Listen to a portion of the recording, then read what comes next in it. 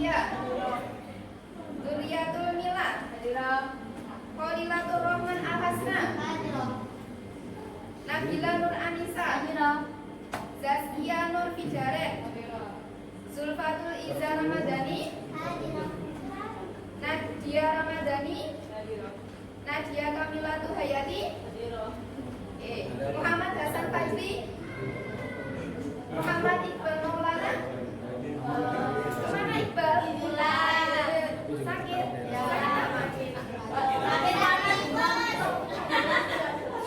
Sakit ya. Lain waktu besok kalau masih sakit kita jenguk bersama-sama ya.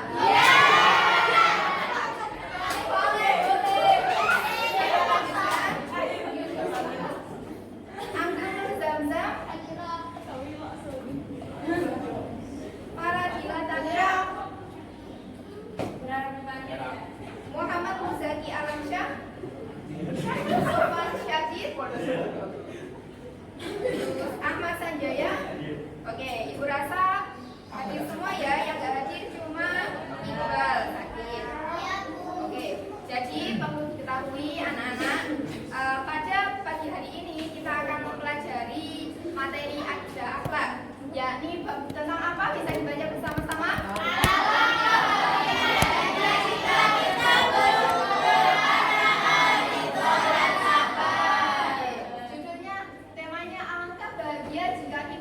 Bersyukur, qanaah, ridho, dan sabar. Jadi kalau kalian itu memiliki sifat qanaah, ridho, syukur, kalian pasti bahagia. Jadi gimana caranya bahagia? Makanya kita harus jadi nanti kalian akan memperdalam terkait materi yang sudah ada di slide PPT. Syukur itu ada 3. Syukur dengan lisan, syukur dengan hati, kemudian syukur dengan perbuatan. Syukur juga ada 2, maksudnya itu kita menyampaikan rasa terima kasih itu ada 2. Yang pertama kepada zat yang memberi rezeki yaitu Allah. Yang kedua kepada sesuatu yang menjadi perantara pemberian rezeki tersebut. Semisal ketika kita membahas terkait agama, maka selain mengucapkan alhamdulillah juga diperintah untuk membaca sholawat. Karena sholawat tersebut itu merupakan salah satu tanda syukur kepada Nabi Muhammad. Sebab Allah menurunkan agama Islam itu kan melalui perantara Nabi Muhammad. Sehingga jangan bosan-bosan untuk bersholawat. Kemudian contoh syukur yang kedua, ketika kita diberikan orang tua uang saku, kalian pakai uang saku pada ke sekolah? Ya, masya Allah. Ketika diberikan uang itu juga jangan lupa bersyukur kepada Allah dengan mengucapkan alhamdulillah. Yang kedua, berterima kasih kepada orang tua. Berterima kasih dengan cara lisan kita mengucapkan terima kasih, kemudian ditunjukkan dengan semangat belajar, itu juga termasuk rasa syukur. Kemudian kita kembali ke yang 3 tadi, syukur dengan lisan, hati, kemudian perbuatan. Ketika berbicara dalam hal ini adalah Allah yang memberikan rezeki, maka syukur dengan lisan adalah mengucapkan alhamdulillah. Jika itu kepada sesama manusia, maka terima kasih. Hal itu perlu kita ucapkan, perlu kita biasakan, karena akhlak itu merupakan sesuatu yang terbiasa, tidak secara spontan. Semisal masnya ini misal Anda kebiasaan berkata kotor, kemudian tidak dirubah sampai nanti jenjang menikah, akhirnya di depan calon mertua tidak sengaja mengutarakan kata-kata kotor. Dan itu merupakan contoh akhlak itu adalah perilaku yang dibiasakan, bukan perilaku yang spontan.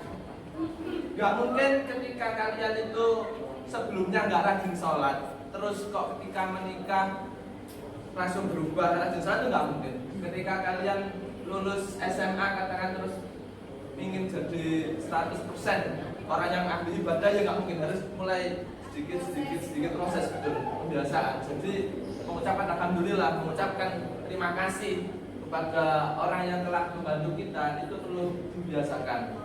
Sing senengane meso yo ojo disuwun bulan balik percaya hak kebiasaan sampai hati.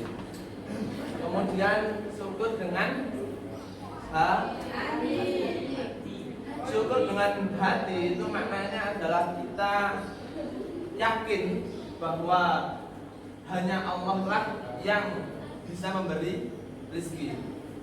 Walaupun itu sumbernya itu dari orang tua, dari katakan kalau kita kerja dari bos kita, kemudian dari kalau kita berdagang ya dari pembeli, itu kan hanya perantara. Tapi hakikatnya yang memberikan rezeki itu Allah.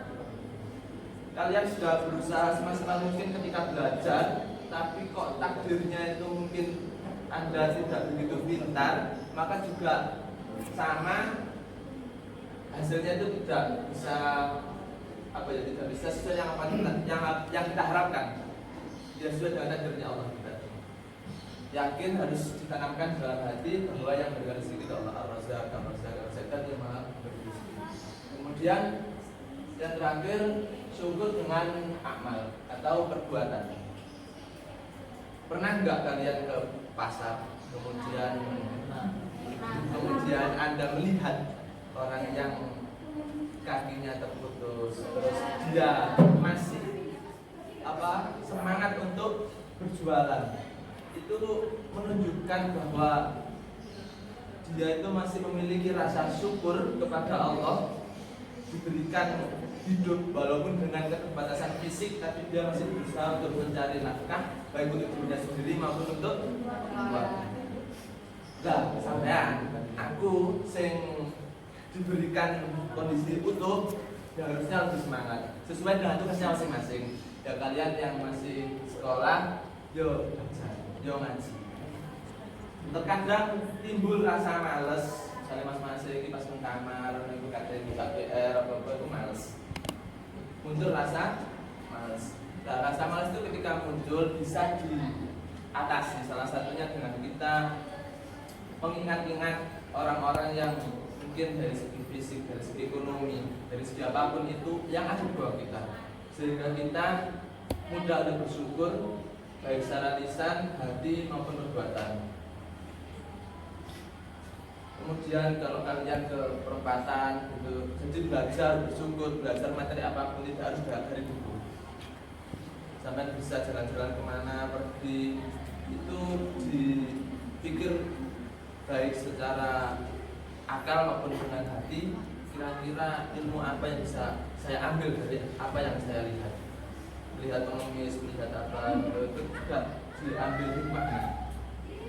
Contoh lagi, ketika sampean itu melihat pengemis, sampean kan diberikan nikmat baik ekonomi maupun belajar dan sebagainya. Kira-kira hal apa yang ada di pikiran kalian? Minta tanya, hal apa yang ada di pikiran kalian ketika Anda melihat pengemis yang mungkin dia sudah tua, kemudian benar-benar mungkin tidak punya tangan seperti ini. Kira-kira apa yang ada di pikiran Anda ketika melihat hal tersebut? Selain kasihan, karena kasihan itu umum gitu. Selain kasihan, berat.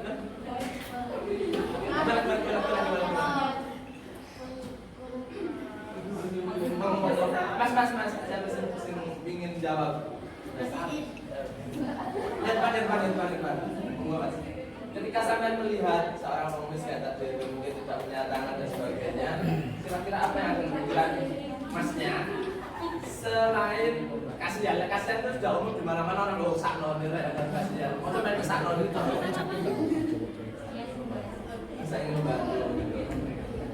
Ketika muncul rasa ingin membantu, jadi ini termasuk tugas dari kita sebagai umat Nabi Muhammad, membantu sama umat Nabi Muhammad itu pikirannya harus panjang ya. Ketika ingin membantu betul, terus hal apa ya yang bisa kita lakukan untuk membantu itu? Kalau hanya memberikan 1.000, 2.000, 1 juta, itu nanti pasti akan habis. Jadi kita kembangkan lagi pemikiran kita ketika melihat hal tersebut dengan cara, ya Allah berikan hamba kemampuan untuk menciptakan lapangan pekerjaan sehingga bisa membantu orang-orang tersebut yang tidak punya dan sebagainya tadi.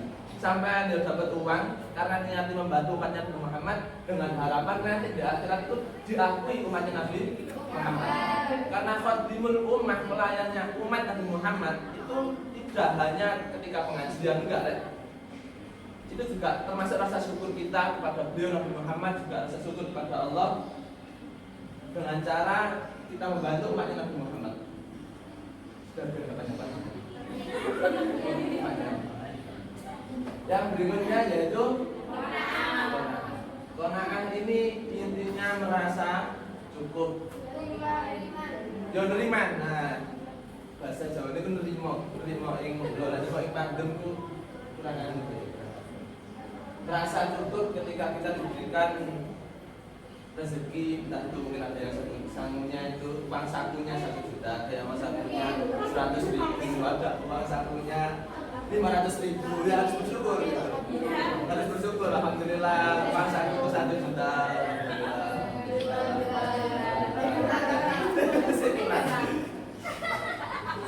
Kalau temannya 1 juta, terus satunya ada 500.000, satunya kok cuma 50.000, itu tak bersyukur. Ini yang benar di sini, teori itu gampang, pelajari itu qanaah itu rasa cukup, merasa cukup, tapi prakteknya susah. Ketika temannya lebih banyak uang saku nih, di dalam hati pasti apa ya ini bahasa Jawa ini grundel. Konco kok iso sak menuke. Kok saya ketelu.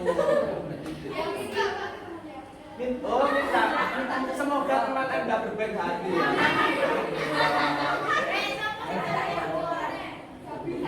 Kemungkinan ada di antara kalian yang uang sakunya ini banyak, kemungkinan ada, cuma tidak kelihatan, tidak mau sombong dia, tidak. Tidak sombong.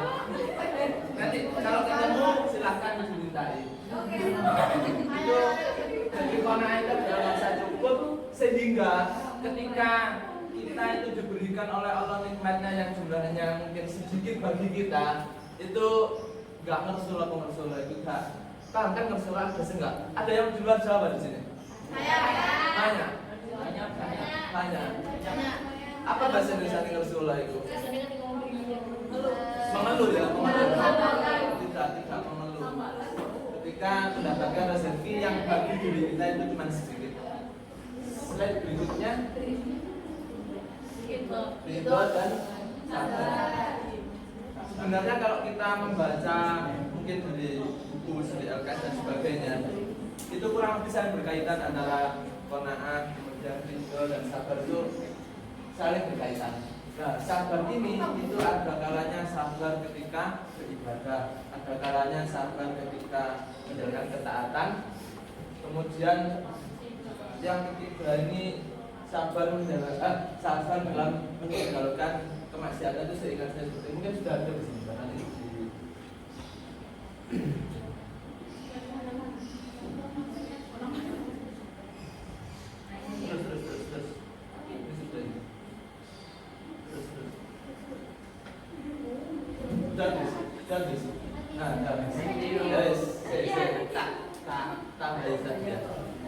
untuk sabar dan ridho itu juga perlu kita latih karena nggak mungkin ketika Allah memberikan ujian yang berat terus tiba-tiba sabar itu nggak mungkin. Contoh. Suatu ketika ada temanku sing orang tuanya itu apa namanya bercerai. Orang tuanya itu bercerai. Otomatis si anak itu, si temanku tadi itu kan apa ya, dalam hati, dalam pikiran itu kacau karena bagaimana ya pindah sekolah terus melihat kondisi keluarga itu juga berantakan. Untungnya dia itu masih sering berteman dengan orang-orang yang baik-baik, termasuk guru-gurunya itu juga ahli ibadah, sehingga membimbing dia baik itu untuk sabar, untuk menerima apa yang sedang terjadi, kemudian membimbing hal apa yang perlu dilakukan. Jadi berteman dengan orang-orang yang solid, berteman dengan orang-orang yang alim, itu manfaatnya ketika kita dalam kondisi yang kurang pas, kurang enak, termasuk mendapat ujian tadi seperti perceraian dan sebagainya, itu kita bisa tetap tegar, kita bisa tetap dalam tuntunan syariat karena kita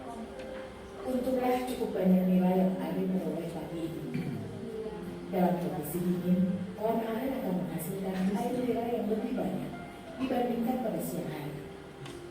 Sambil dituang, nira disaring untuk membuang serpihan kayu dan kotoran lain yang terikut, juga untuk mengambil remahan daun jambu biji.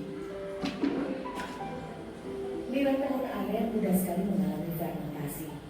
Karenanya, penyadap menggunakan beberapa campuran, seperti daun jambu, untuk menghindari nira menjadi asam saat ditampung di atas pohon.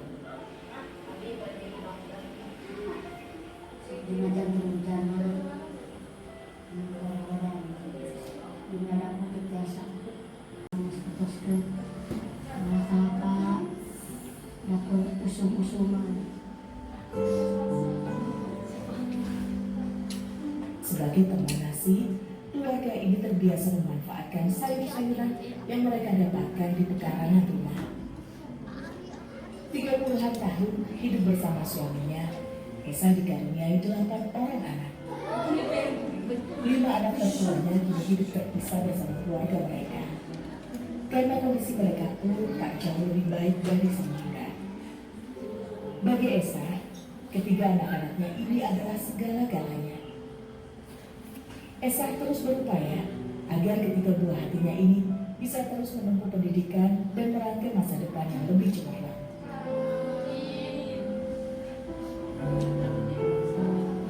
Kami pada sekolah banyak. Berbekal restu dan doa dari sang ibunda, Ari, Aldi, dan Deni bersama menuju sekolah. Ari kini duduk di bangku kelas 1 sekolah lanjutan pertama. Sebagai anak tertua, ia selalu berupaya menjadi pelindung kedua adiknya. Ia bertanggung jawab pula dalam mendidik Aldi dan Bekal-bekal yang justru sekolah pakai tidak pakai krisis dari sampai ke kelas bangku sampai ajar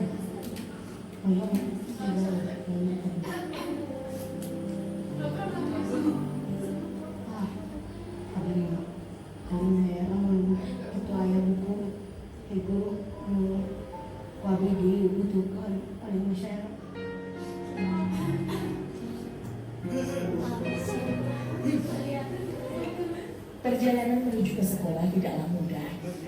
Kaki-kaki kecil ini harus sangat berhati-hati dalam setiap langkah.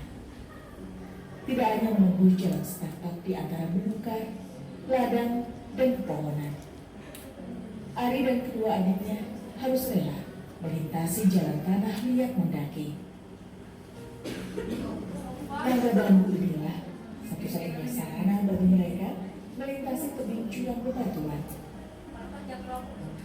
Seolah menjadi gerbang utama keluarga Ari untuk bisa menikmati peradaban berbeda di luar sana. Tak hirau akan licinnya anak tangga usai hujan tadi malam, kaki-kaki bocah ini tetap mantap melangkah. Menapak satu demi satu anak tangga menuju atas tebing. Hanya 2 tangga yang dibuat untuk memudahkan mereka memanjat dinding batu terjal ini. Selebihnya mereka harus mencari pijakan sendiri untuk mencapai permukaannya. Dari sini jarak sekolah Ari tidak jauh lagi, hanya sekitar 1,5 kilometer saja.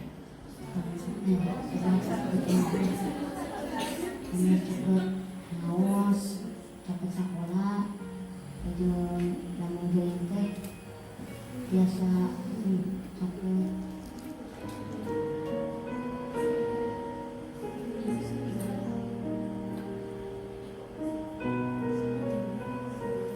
Saat anak-anak sekolah, Esa sang bunda kembali menekuni pengolahan gula aren.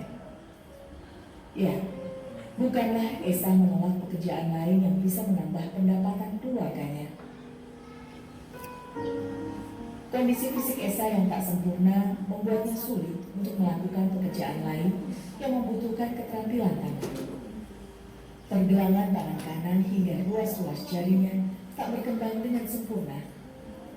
Hingga untuk aktivitasnya sehari-hari, Esa hanya bisa mengandalkan kekuatan tangan kirinya saja.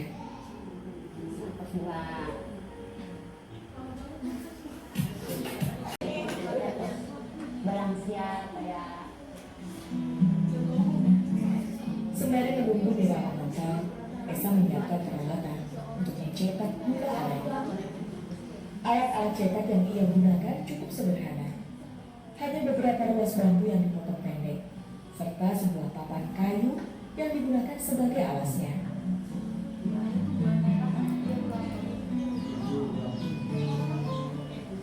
Kini Mira telah membentuk karamel berwarna kecoklatan.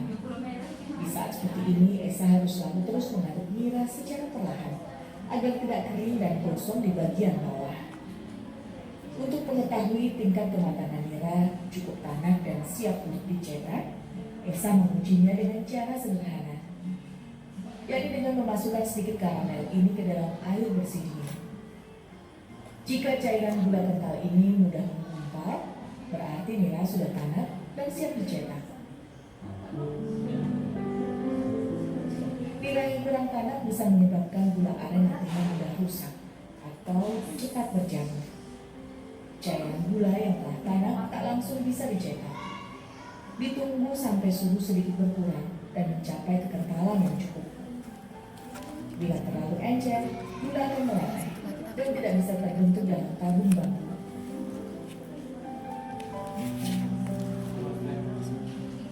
Bila tingkat kekentalan tercapai, gula aren cair dituang ke dalam cetakan bambu berdiameter 5 cm ini. Diisi hingga penuh dan didiamkan sampai gula membeku.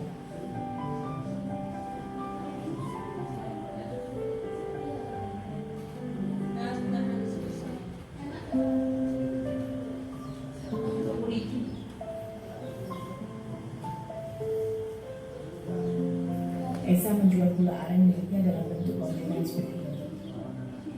Satu lonjongnya ia isi sebanyak 10 buah gula aren. Dengan penuh keuletan, Esa membungkus satu persatu gula aren yang dihasilkannya. Dari satu kali pemasakan Mira, sedikitnya ia bisa memperoleh 4 lonjong gula merah. Gula-gula ini akan disimpan hingga banyak untuk dijual kemudian. Esa menjual satu lonjong gula seharga Rp7.500 untuk pembeli yang datang langsung ke rumahnya. Bila dihantar sampai kampung di atas, ia menetapkan harga sebesar Rp10.000 per lonjong gula aren.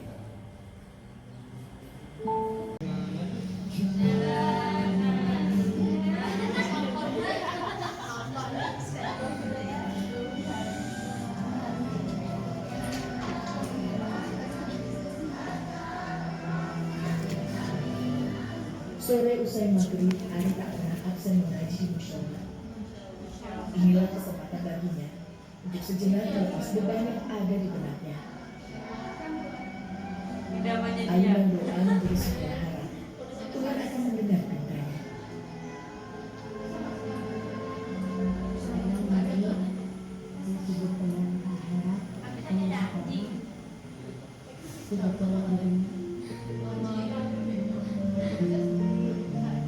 Keberadaan musola yang jauh di kampung membuatnya harus kembali melintasi tebing-tebing terjal saat beranjak pulang.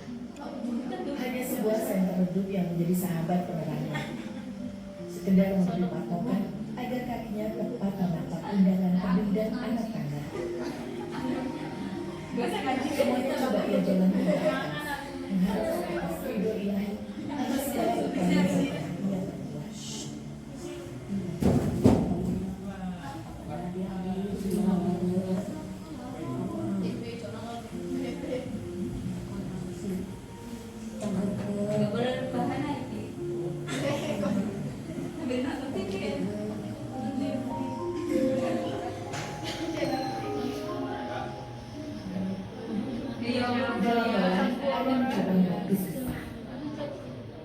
Ia percaya akan ada hikmah dari kesabaran dan keikhlasan yang ia jual. Mengiringi sebuah ilmu yang tulus, membahagiakan ibu dan kedua adiknya.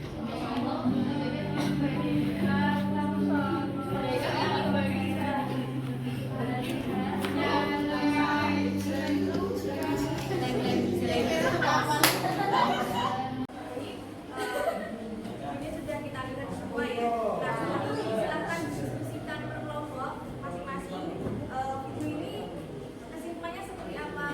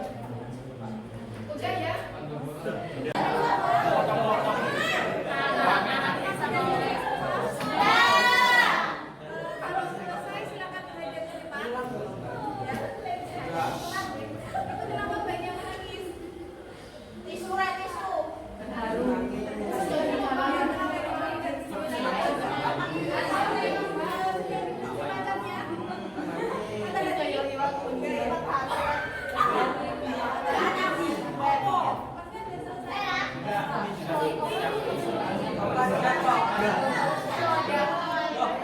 ada yang ingin maju duluan?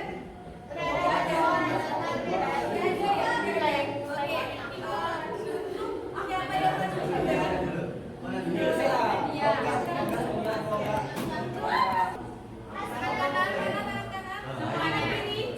Ya, jadi nanti kita akan tepuk. Kalau misalnya saya bilang tunggal, itu nggak suara. Tapi kalau ada tepuk tunggal, tepuk ya.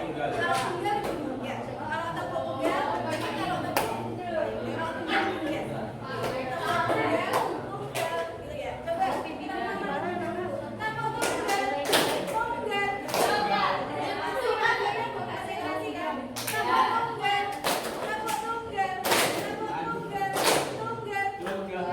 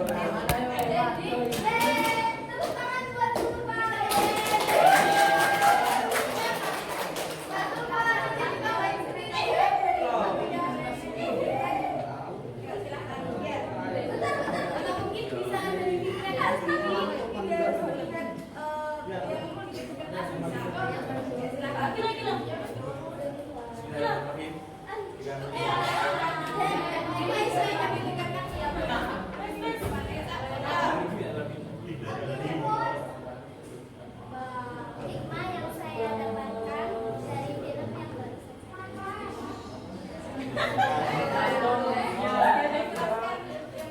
yang baru kita harusnya bersyukur